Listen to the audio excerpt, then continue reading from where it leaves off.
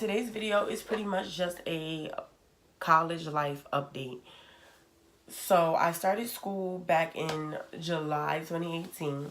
I started school back in July, and when I first moved onto campus, I had my own room, which was cool. At first, it was like, yes, I got my own room. But then it got really, really boring. It was like I was so lonely. I was like, oh. At the middle of August, I want to say August 17th, that's when my roommate came and other students came, other freshmen came. So when she moved in, it was great. I got to meet her parents. I met her at orientation, and then we exchanged like social media and we exchanged numbers. And that's how we decided we wanted to be roommates. So yeah, she's great. I love her to death. And you guys will get to meet her in like other videos. I just really want to talk about the big transitions in this video. So the first transition was one, leaving my big room with my queen size bed for that little room with a twin size bed and a roommate. Like, oh my God. At first I was like, no, what? I have to share a room? Oh my God. And then I was like, no, I have to have a twin size bed. Oh my God. Like everything that they was telling me I pretty much was finna have to do, I was mad about it. What? I have to share a room? What? I have to sleep on a twin size mattress? What? I was so dramatic. The first big transition, but you get over that. Like, well, I got over it. I'm sure my roommate got over it. The schoolwork. Depending on what type of school you go to, the schoolwork will seem... Alright, I'm not gonna hold you. Your freshman year, the schoolwork finna seem so light. A lot of my friends have 6 classes. And the homework is mad light. Like, some of them, they don't even get homework. Now, me, I take 5 classes. I do get homework. Okay, I get a good 3 days of homework. So... I'm so used to it. I think it's only because I went to a charter school, and at charter schools they give you a lot of homework. They overdo it with the homework. Like, you don't have a social life when you go to a charter school. With the schoolwork, I would just encourage you to be on top of your schoolwork. Make sure you're doing all of your homework. Make sure you're studying. Make sure you're turning in assignments on time. If you're not going to be in class for whatever reason, email your teacher. Like, you know, you have to be on top of yourself because your parents are not there for you anymore. And in high school, they kind of baby you. Now that you're all grown up, be on top of it. Oh, I cursed, my bad. But be on top of it. With the school I go to, it's kind of small. So I have that one-on-one relationship with my teachers. So my teachers understand like what's going on in my life. I talk to them about my life. They talk to me about theirs. And we just have that relationship. And I encourage you, if you can, try to have that relationship with your teachers. My social life is papping. We go to parties every weekend. They have a party every Thursday, Friday, and Saturday.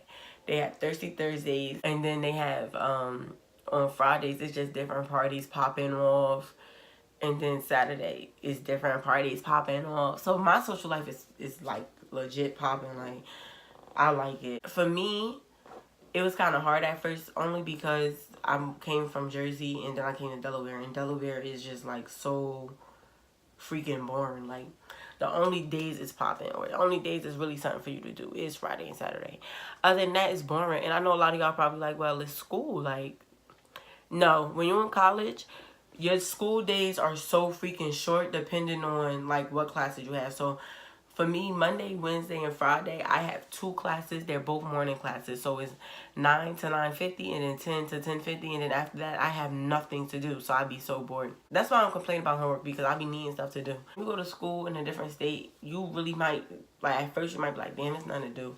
But then when you start like getting into stuff, maybe it becomes more stuff to do. Myself personally, I decided I was going to join some organizations. Y'all know me, I'm all about like meeting people and being in stuff.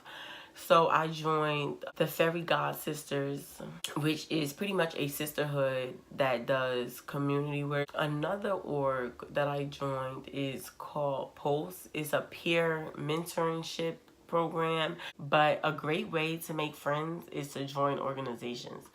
If you have an interest and you join an org, you will find people who have that same interest. At my school, a lot of different organizations. They have 2 dance teams. They also have the photography club, which is great. They have the student government. They have a modeling team. They have different things that you might want to be interested in.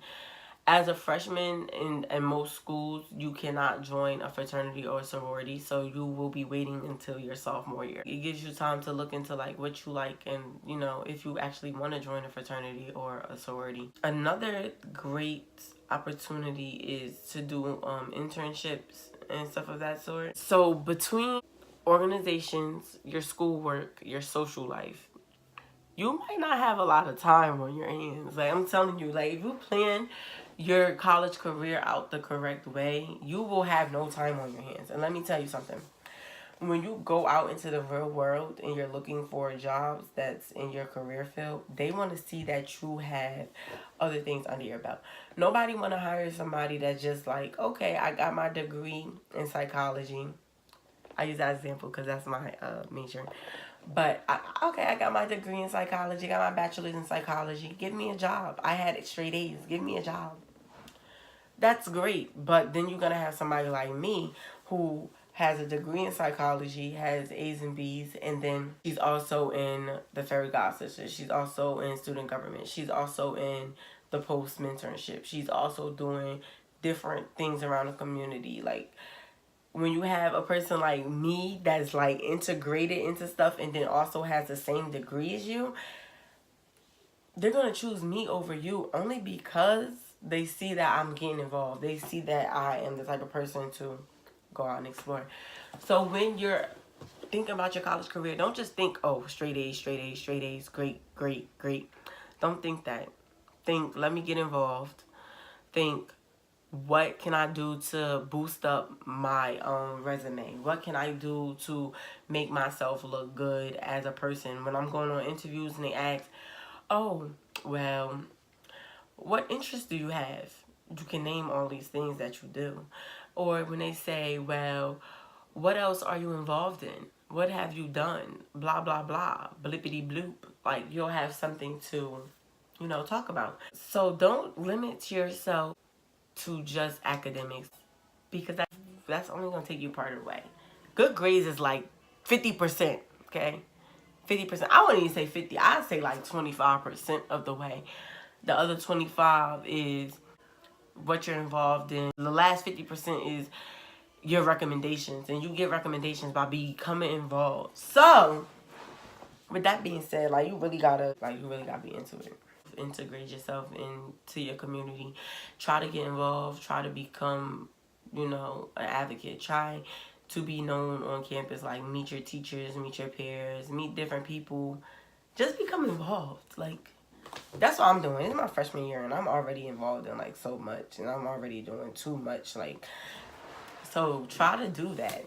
College is what you make of it, and who you are is what you made yourself into. So, with that being said, get out there. Alright, you guys. So, that is the end of this video. I just wanted to really, really talk about my college experience so far. At the end of this semester, I will post another video about how my first semester went, and I will show you guys my grades, whether that be bad or good. Until next time, YouTube. Bye!